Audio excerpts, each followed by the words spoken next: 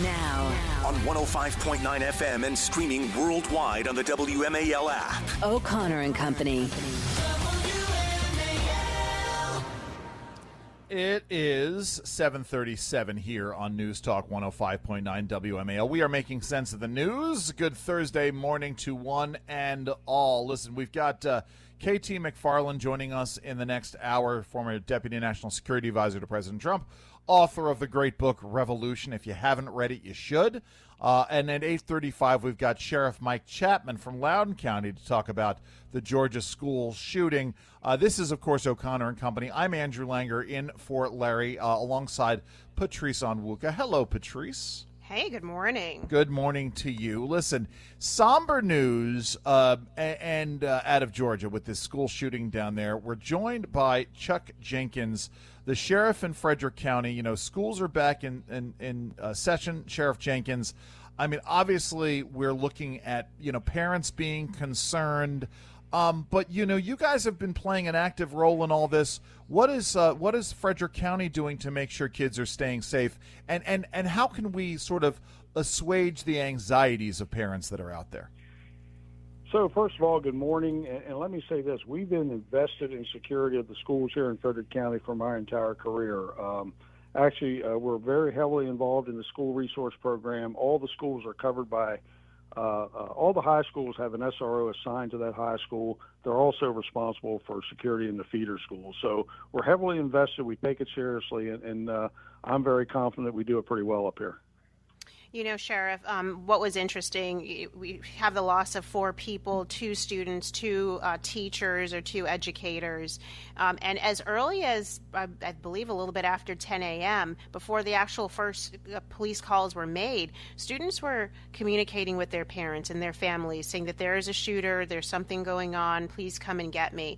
And we've talked a lot about school policies when it comes to cell phone use. And I think Frederick County, from what I understand, cell phone use is prohibited during certain hours of the day, but students can have them. Do you have an opinion, or does law enforcement generally view cell phone usage among students, or just having them in situations like this as an asset, as a help, particularly when you're trying to collect information after the fact, or even just trying to understand what's happening in the moment? I think at the moment, during a situation like this, I think students with cell phones create a lot of chaos that's maybe unnecessary. Listen, there's school security plans in place for active shooter events, active assailant events, that we can handle these emergencies. We can evacuate the schools orderly. We keep the students together. At the end of the day, at the end of the event, we have plans to reunite the students with their parents through the plans that we have in place. So I think it creates a lot of chaos, but unfortunately, I don't think you'll ever get the cell phones completely out of schools, although I'd be in favor of it. Interesting. Sheriff Jenkins, let me ask you this. The issue of the alleged assailant, he was apparently on law enforcement's radar screen for quite a long time before this. What do you make of this? And this is not the first time this has happened where some kind of mass shooter has been on the radar of law enforcement. I know you guys have limited resources, but how do we sort of get around this issue or see our way through this issue so that when folks are clearly a threat, how do we deal with that?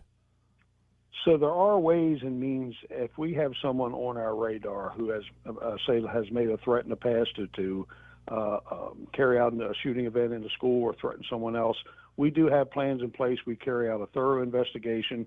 We look at the actual threat, and we go so far as to go to the home, search for firearms or access to firearms, and if necessary, we will refer the student to mental health resources. So there's a way to do this without violating people's rights.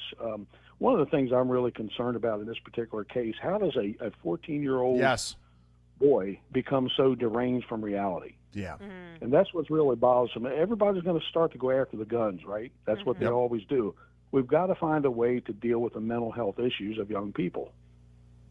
Well, Yeah. so that's definitely a policy discussion, and when it comes to funding, it comes to the professionals in schools or outside family family matters. How do you, as a law enforcement, how do you approach just the family? Do we know anything about in this case about whether the family had any inkling that this young man might have been disturbed or might have had some issues and might have carried this out? Because we do know that there was an investigation 1 year prior into him potentially having made calls. So how do you ensure that the families also potentially stay on the radars, whether it's to identify bad behavior among their family members or potentially helping and providing weapons to to these kids?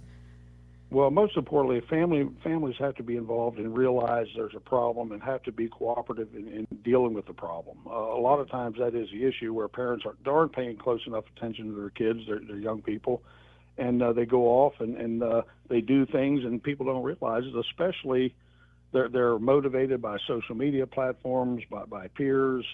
And so for us, when we get involved in a potential threat, like I said, we do a very thorough investigation all the way back to the friends of the person who's made the threat.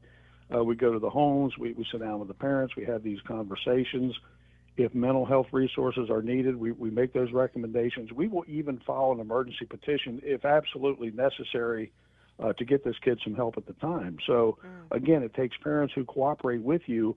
We will even go so far as to ask the parents, hey, let us have a look in your home. Let us have a look to see if there is access to firearms. Do everything we can to prevent the incident. Well, there you go. It's a matter of having the policies in place to carry these things out, and we do it.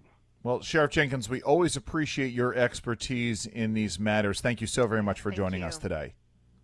Have a great day. Thank you. That's Chuck Jenkins. He is the sheriff in Frederick County, Maryland. We've got more coming up at 7:43.